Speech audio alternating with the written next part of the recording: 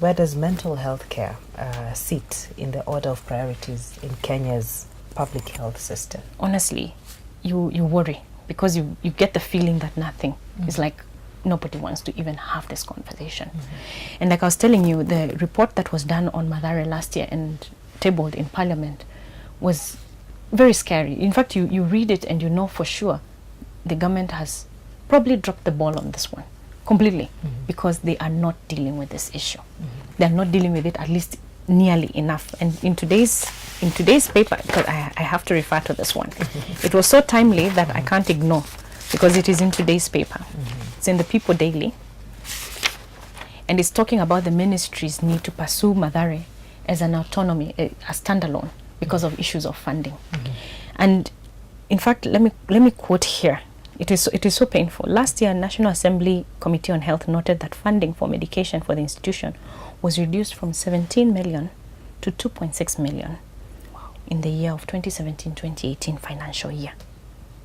What are you supposed to do with 2.6 million when, let me read you the capacity. Currently, the hospital has 750 inpatients and more than 800 outpatients a day.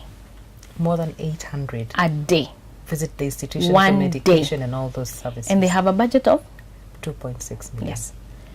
So now, what does that make you feel? This is our national hospital. Mathare is the national teaching and referral hospital for mental health. So you're left wondering, okay, what is this? But I will be happy to say that we have the Big Four agenda. True. And health, in which mental health falls under, is critical. And the government is now rolling out pilot projects in some counties on this health. And being such an agenda, then it's time we see what the government is also going to do when it comes to mental health. Of course, we want to see more funding, we want to see more capacity, we want to see an expansion of the field, we want to see more practitioners. And that's what our bill is calling for. Last year, we had a stakeholders meeting that was organized by two NGOs, HERAF and ILA.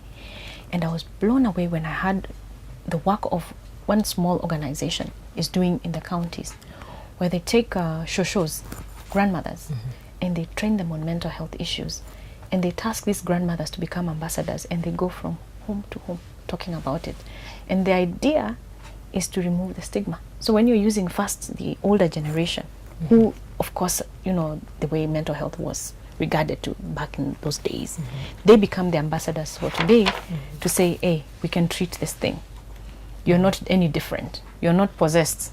You can take medication. You will be fine.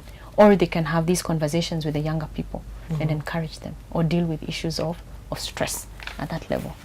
So what this bill is also doing is tasking the county governments to come up with such programs as that one at community level. Yes, we want this conversation at the community level, because how else do we deal with stigma?